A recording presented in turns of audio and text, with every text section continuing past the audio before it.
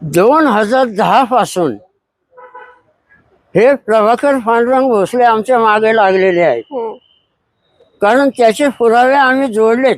सम्राट पेपरला बातमी आहे आणि सम्राट पेपरची बातमी मी तुमच्या बावनकुळे साहेबांच्या फीएला 100 पानाच्या संचामध्ये दिलेली आहे. आणि इथं सुद्धा मी साहेबांना दाखवली. ते सम्राट पेपरची बातमी 2010ची आहे आणि आज 2025ला पुन्हा तीच अवस्था आमची येत असेल तर मग हे शासन आम्हाला काय मदत करणार?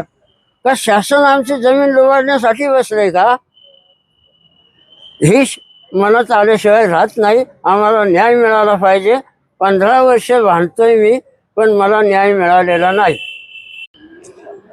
भूमी अभिलेख शिरूर या ठिकाणी मोजणीसाठी अर्ज दिला जातो आणि त्याची कार्यवाही नंबर येईल त्यावेळी, म्हणजे त्याला 12 महिने लागतील, 2 वर्ष लागतील, त्यावेळी ती मोजणी येते.